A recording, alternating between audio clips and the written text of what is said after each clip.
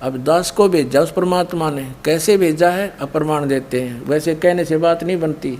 यही कबीर सागर है जिसमें परमात्मा कबीर जी स्वयं अपने पुत्र जोगजीत का ज्ञानी, कभी जोगजीत रूप, उसी को ज्ञानी भी कहते हैं। तो क्या बताते हैं, जब जोगजीत का रूप धारण करके ये कभी ज्ञानी रूप धारण कर लेते हैं अपने पुत्र का, आप स्वयं ही आते हैं वो परमात्मा। तो वहाँ जब प्रथम बार आए परमात्मा, ये देखो सबसम वेद बोध, कबीर सागर में सबसम वेद बोध पृष्ठ 121 पे, इसमें क्या लिखा है, निरंजन वचन सतयुग त्रेता द्वापर माही, तीनों युग जीव थोड़े जाही। अब परमात्मा के साथ जो गोष्ठी हुई थी उसका अंश दिखाता हूँ थोड़ा सा। और चौथा युग जब कलयुग आई, तब तब सन जीव बहु जाई, ऐसा वचन हरि मोय दीजय, तब संसार गमन तुम कीजय। अब परमात्मा ज्ञानी वचन रूप बदल का रहे थे मालिक, ज्ञानी रूप में स्वयं कबीर साहब पूर्ण परमात्मा। अरे काल प्रपंच पसारा, तीनों युग जीव दुख डारा, जीवन दुख डारा, बिनती तोर लीनी में मानी, मोके ठगे काल अभिमानी। चौथा युग जब कलयुग आई, तब हम अपना वंश पठाएंगे हम अपना वंश। और काल पंथ छूटे नर लोई, काल के पंथ से सब छूटेंगे नर नारी। सकल सृष्टि परवानिक होई, पूरा विश्व इस नाम का उपदेशी होगा, दीक्षित होगा। आह, फिर घर घर देखो बोध विचारा, घर घर देखो बोध विचारा, सतनाम सब ठोर उचारा। इस सतनाम का सब जगह उच्चारण होगा, नाम जाप सबको बताया जाएगा। और 5505 जब ये वचन होगा साचा, कलयुग बीत जाए जब एता, सब जीव परम पुरुष पद चेता। ओए होए होए, हे मालिक, अब स्पष्ट कर दिया परमेश्वर कबीर जी ने कि धर्मदास, मेरी उसकी वार्ता हुई थी, तब मैंने ये जो आज मैं बोल रहा हूँ ना, अपना वंश भेजूंगा, सबको पूरा विश्व नाम लेगा, इस सतनाम का जाप किया करेंगे और सतयुग जैसा माहौल बनेगा ऐसा। तो ये मेरे वचन धर्मदास, जब युग कलयुग 5505 बीत जाएगा तब सच्चे होंगे। तब धर्मदास जी ने कहा, हे परमात्मा, आपने उसको वचन दे दिया और ठीक है, बाप कलयुग में आ भी गए। चौथी बार परमात्मा ने कहा, चारों युगों में आया हूँ मैं, लेकिन उस समय मैं बहुत कम जीवों को समझाया। अब कलयुग में धर्मदास मैं सबको पार करूँगा, जो इस नाम को ग्रहण कर लेगा और मेरे ज्ञान को मान लेगा। तब इस काल ने क्या कहा था वहाँ पर कि जाओ जोगजीत संसारा, जीव न माने कहा तुम्हारा। कहते हैं तेरे नाम से मैं 12 पंथ चलाऊँगा, 12 पंथ करूँ मैं साजा, नाम तुम्हारा ले करूँ आवाजा। इन 12 पंथ नाम जो ले ही, वो हमारे मुख में आन से बोई। और अनेक पंथ चलाऊं, या विद जीवों को भरमाऊं। जाओ जोग जीत संसारा, जीव न माने कहा तुम्हारा।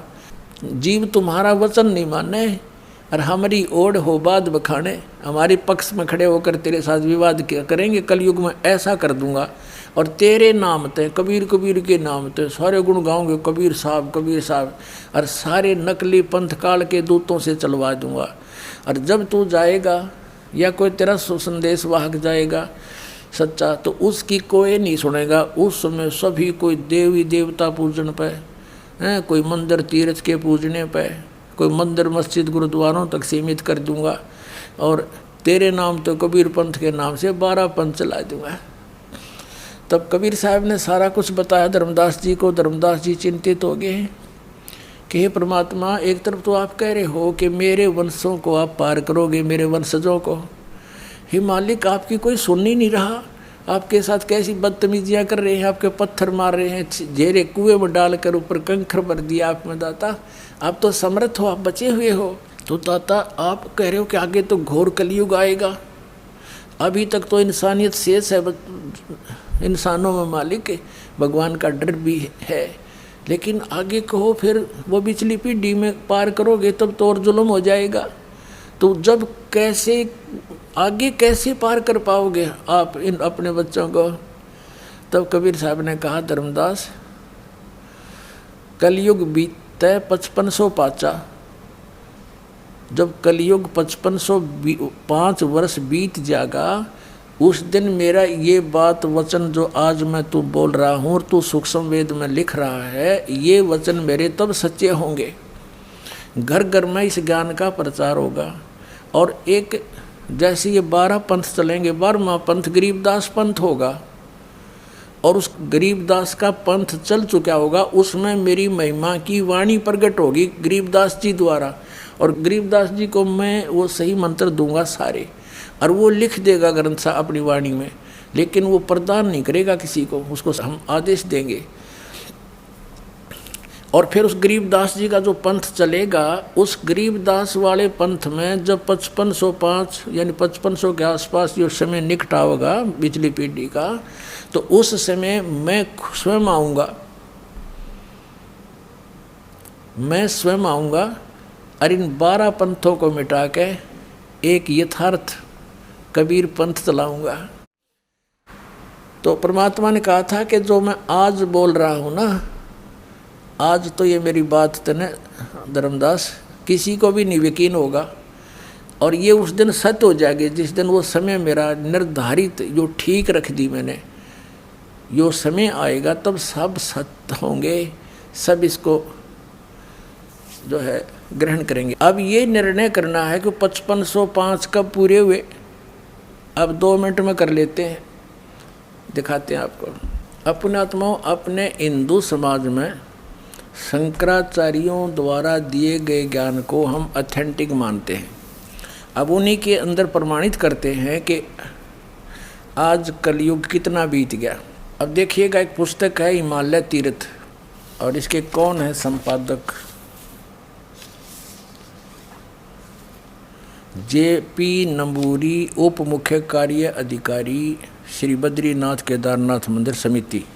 अर्थात कलयुग के 3000 वर्ष व्यतीत होने पर बौद्ध मीमांसकों के मत पर विजय प्राप्ति के लिए शंकर यति के रूप में आविर्भूत होंगे। यानी शंकराचार्य का जन्म जब कलयुग 3000 वर्ष बीत जाएगा तब होगा, ये इनका भविष्यवाणी थी। और ये कब हुआ?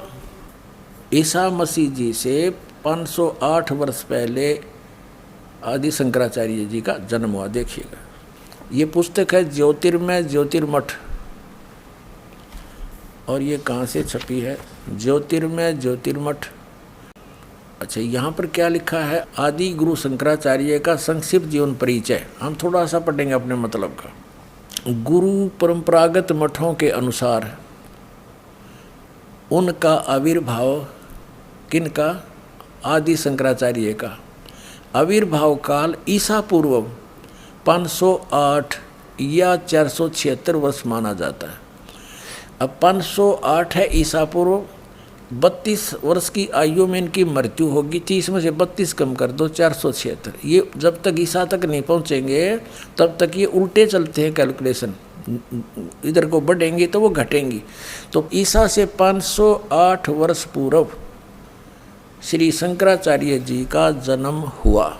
ठीक है, अब इधर से हम गिनेंगे तो ईसा जी का जन्म हम सन 2000 से काउंट करें, आसानी से हो जाएगा। सन 2000 को आदि शंकराचार्य को कितना समय हो गया था जन्म हुए ने? 2508 वर्ष, सन 2000 को। और उस समय कलयुग कितना बीत चुका था?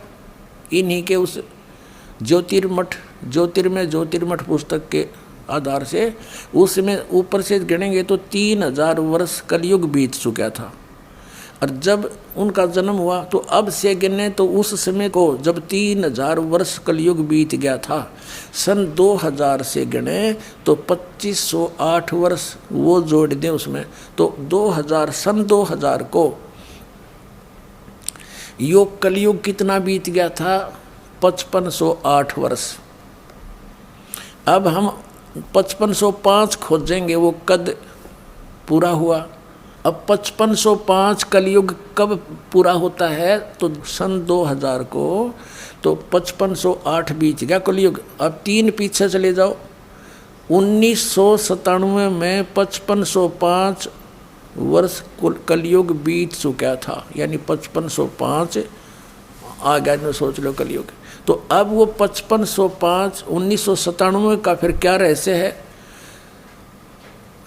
परमात्मा इस दास को फाल्गुन सुदी एकम सन 1997 मार्च में इस दास को कबीर परमात्मा मिले थे।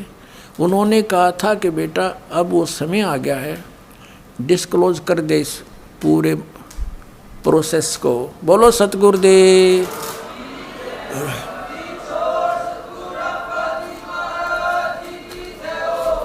तो अब 1997 में दास को मिला था, तो उन्होंने कहा था अभी मेरे मिलने का समय तो डिस्क्लोज ना करिए कि मैं तुझे मिला हूँ, ये अभी बताना नहीं, कुछ दिन रहस्य रखना फिर बताना। सन 2005 में इस दास ने एक पुस्तक लिखी थी, भक्ति और भगवान। उसके अंदर प्रमाण की दिया था कि किस किस को वो मालिक मिले, कैसे उस दृश्य को सतलोक को देखा, वापस छोड़ा, कौन से मंत्र दिए। तो उनके साथ साथ दास ने कहा था कि इस दास को भी मिले और इस समय मिले। और एक पुस्तक है आध्यात्मिक ज्ञान गंगा, ये सन 2008 से चल रही है। उस समय से इसके अंदर भी एक चैप्टर है, उसमें दिखाता हूँ दास ने इसका पहले वर्णन कर रखा है। ये ना सोचना कि अभी बनावटी बातें बना रहे हैं, नहीं, ये पहले से ऑलरेडी लिखा हुआ है।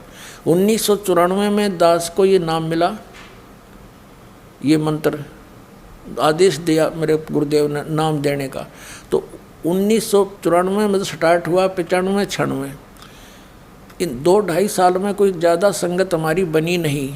तो कहने का भाव ये है कि तब परमात्मा ने 1997 में कह दिया कि अब इसको खुले दिल से दे दे, अब सब देख लेंगे, इनको हम चलने दे। अब देखो, ये आध्यात्मिक ज्ञान गंगा है पुस्तक, ये आपको पढ़ने को मिलती है, यहाँ से ले सकते हो। इसके 538 पृष्ठ पे एक अध्याय है यथार्थ कबीर पंथ परिचय।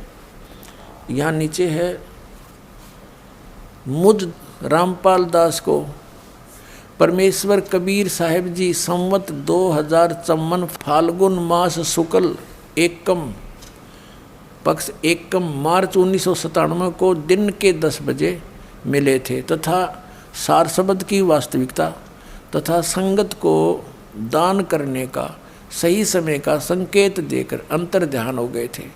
इसको अगले आदेश तक रहस्य युक्त रखने का आदेश दिया था। किसको? कि मैं तुझे मिला हूँ, अभी ना बताना, कुछ दिन किसी का यकीन नहीं होगा, तू झूठा पड़ेगा।